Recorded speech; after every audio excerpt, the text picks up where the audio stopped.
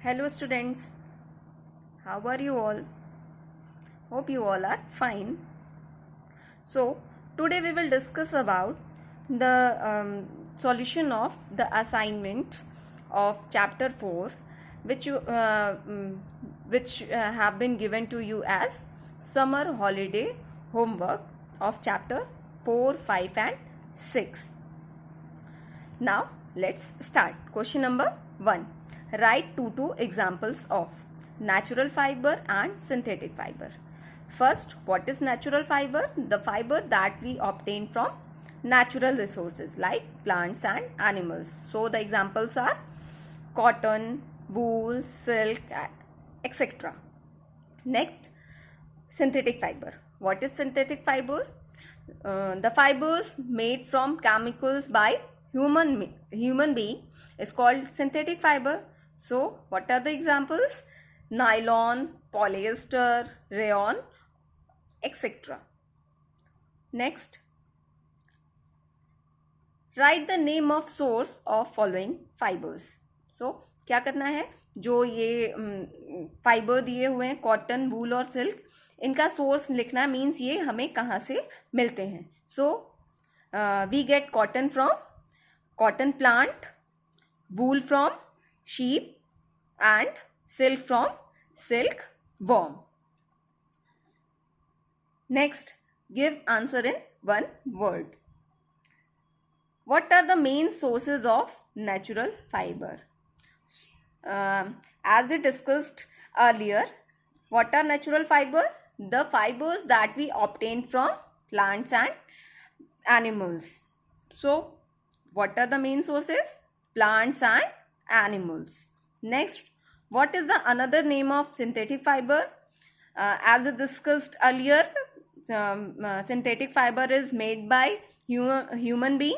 So it is also known as human made fiber or artificial fiber. Next, how many types of fibers are there? Fibre के कितने type होते हैं? So fibres are of two types, natural fiber and synthetic fiber. So the answer is 2. Second, next, what should a student wear in school? जो एक student होता है वो school में उसे क्या पहनना चाहिए? So the answer is uniform,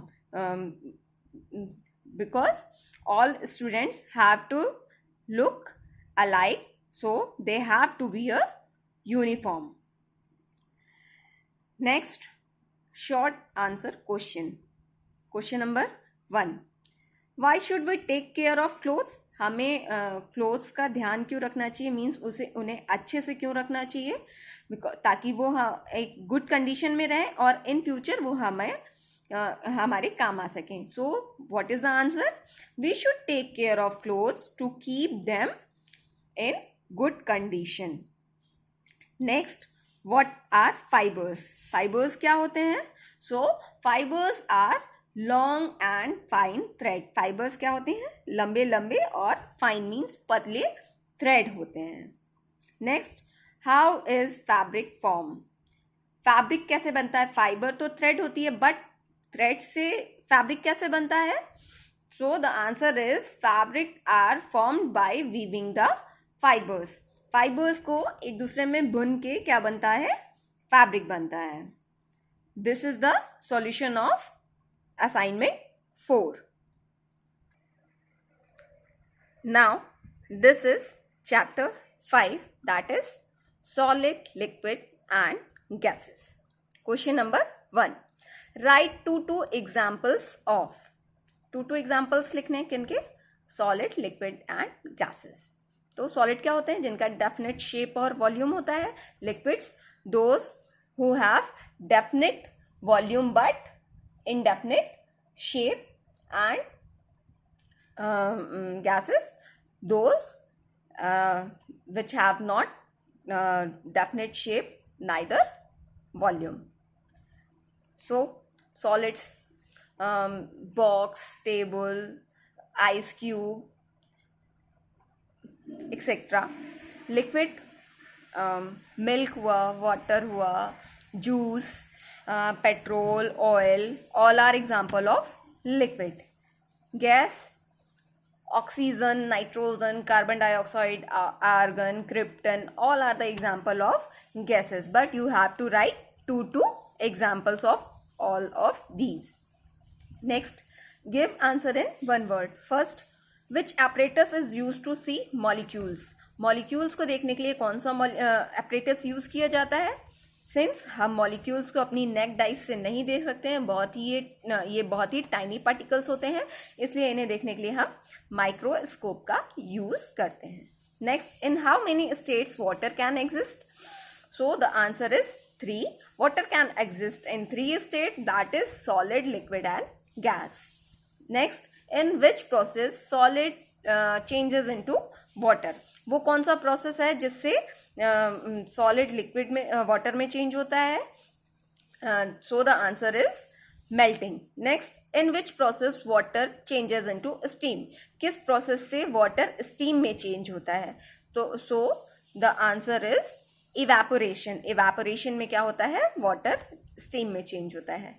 next, in which process water changes into ice? वो कौन सा प्रोसेस है जिसमें वाटर आइस में चेंज होता है? So the answer is freezing. Freezing में क्या होता है? जो लिक्विड फॉर्म होती है वो सॉलिड फॉर्म में चेंज होती है. Next, in which process steam changes into water? कौन सा प्रोसेस है जिसमें स्टीम मीन्स गैसियस स्टेट जो होती है वो वाटर लिक्विड स्टेट में चेंज होती है? So the answer is condensation. Next, short answer questions.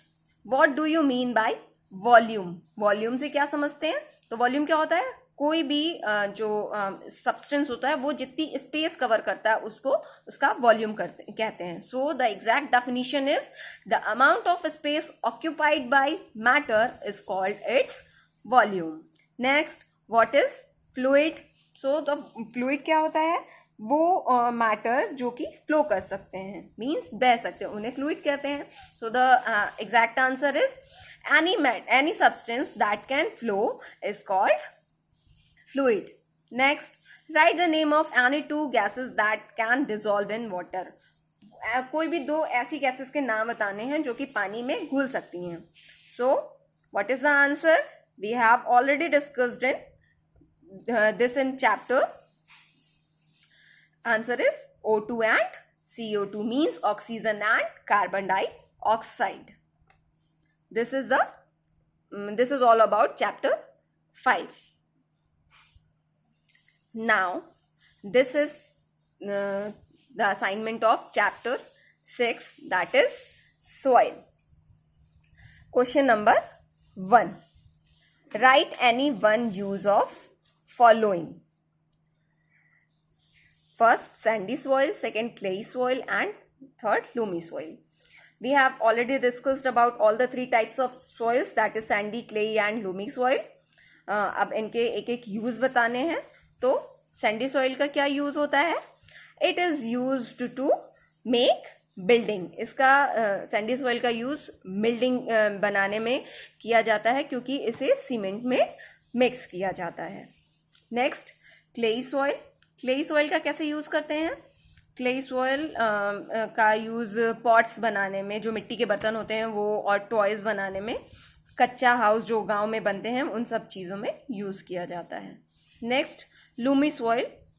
This soil is very suitable for growing plants and it is also used to make bricks. इसको bricks बनाने में भी यूज किया जाता है और ये प्लांट्स के लिए भी बहुत सुटेबल होती है ग्रोथ के लिए.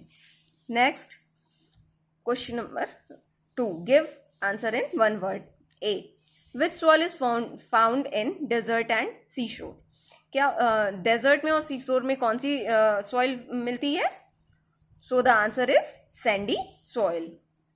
Next, which soil is found in ponds and river bed? Ponds में और रिवर बेड में कौन सी सॉइल मिलती है? So the answer is clayey soil. Clayey soil मिलती है हमें पॉन्ड्स और रिवर बेड में. Next, name the top most layer of soil.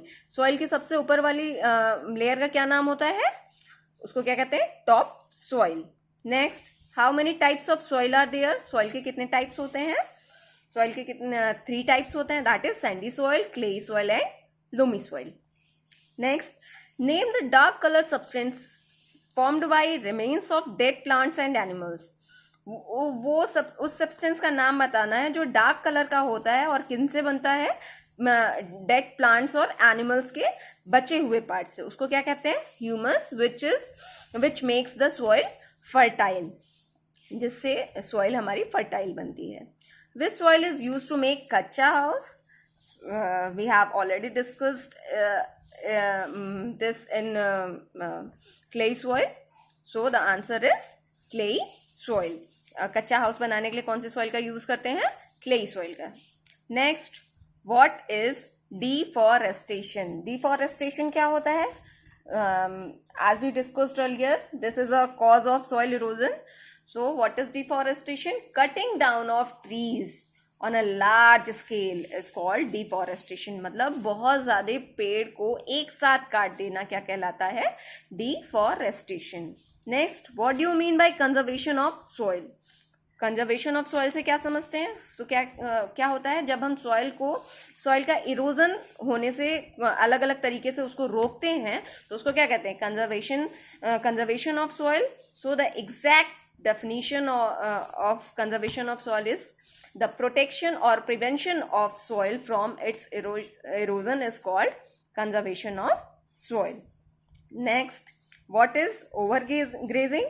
Overgrazing क्या कहलाता है, इसको पहले भी समझाया था कि जब एक ही एरिया पे एनिमल्स एक साथ मतलब बहुत ज्यादा लंबे टाइम तक ग्रेज करते हैं, चरते हैं, तो उसको क्या कहते हैं, ओवरग्रेजिंग कहते हैं.